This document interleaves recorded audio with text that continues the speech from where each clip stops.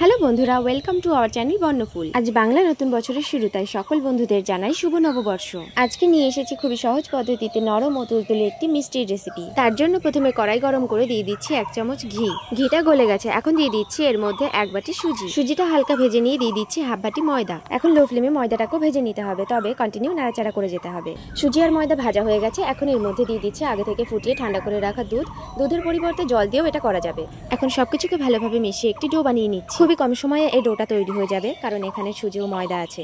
খুব সহজেই দুধটা টেনে নেবে। এখন ডোটাকে একটা বাটিতে নামিয়ে নিচ্ছি। ডোটার উপরে কিছুটা ঘি ও হাতে কিছুটা ঘি মাখিয়ে খুব ভালো করে ডলে ডলে ময়দার মতো মাখিয়ে নেব। এখন সামান্য ময়দা ছড়িয়ে ডোটাকে আমরা বেলে নেব। একটু মোটা করেই এটা বেলতে হবে, আর চারদিকটা ফেটে গেলে তাতে কোনো সমস্যা নেই, কারণ এটা আমরা কেটে বাদ দিয়ে দেবো। এখন নাইফের গায়ে কিছুটা ঘি মাখিয়ে আমরা এটাকে আস্তে আস্তে করে কেটে নেব। তোমরা চাইলে যে কোনো রকমের শেপ দিতে পারো, আমি এখানে নিমকির আকারে শেপটা দিয়েছি। খুবই সহজেই এই মিষ্টিটা তৈরি হয়ে যায়। এইভাবে করলে দারুণ স্বাদের একটা মিষ্টি বাড়িতেই তৈরি করে নিতে পারবেন। আমি এখানে সাইডের ফেটে যাওয়া অংশগুলোকে বাদ দিয়ে দিয়েছি। আমাদের মিষ্টির শেপটা বেরিয়ে গেছে। এইভাবে বানালে কেউ বুঝতেই পারবে না এটা দোকান থেকে কেনা নাকি বাড়িতে বানানো। এবার একটা কড়াইতে নিয়ে নিলাম 1 বাটি চিনি, 1 বাটি জল। ওভেনের আঁচটা বাড়িয়ে চিনি আর জলটা ভালো করে মিশিয়ে নিচ্ছি। এর মধ্যে 2টো এলাচ ফাটিয়ে দিচ্ছি, এতে সুন্দর একটা ফ্লেভার আসবে। এই শিরাটা বেশি ঘন হবে না, একটু আঠালো চিটচিটে হলেই হয়ে যাবে। এবার একটা কড়াইতে অনেকটা সাদা তেল নিয়ে নিয়েছি। এর মধ্যে দিয়ে দিলাম 1 চামচ ঘি। তেলটা হাই আছে খুব ভালোভাবে গরম করে নিতে হবে। এবার মিষ্টিগুলো একে একে ছেড়ে দিচ্ছি। খেয়াল রাখতে হবে তেলটা যেন খুব ভালোভাবে গরম হয়। মিষ্টিগুলো হাই আছে উল্টো পাল্টে লাল লাল করে ভেজে নিতে হবে। এটা হাই আছে ভাজতে বেশি সময় লাগবে না, কারণ এটা সুজি দিয়ে তৈরি, খুব তাড়াতাড়ি এটা ভাজা হয়ে যাবে। খেয়াল রাখতে হবে মিষ্টিগুলো কিন্তু হাই আছেই ভাজতে হবে।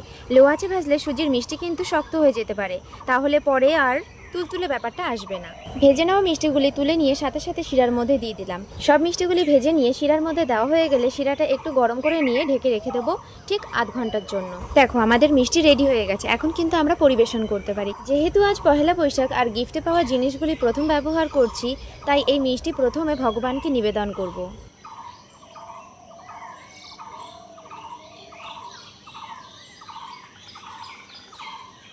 ভগবানকে নিবেদন করার পরে বসে পড়লাম নিজেদেরটা নিয়ে। বিশ্বাস করো মিষ্টিগুলোকে দেখে নিজেকে আর সামলাতে পারছিলাম না, এতটাই দেখতে টেস্টি লাগছিল, আর তার উপরে এত নরম আর তুলতুলে। ঘরে থাকা মাত্র কয়েকটি উপকরণ দিয়ে খুব সহজে খুব কম সময়ে এই নরম তুলতুলে মিষ্টিটি তৈরি করে নেওয়া যায়। তাই যখন বাড়িতে কোনো গেস্ট আসবে এই মিষ্টিটা বানিয়ে পরিবেশন করতে পারেন। আমাদের ভিডিওটা ভালো লাগলে লাইক, কমেন্ট ও সাবস্ক্রাইব করে দিয়ে আমাদের পাশে থেকো।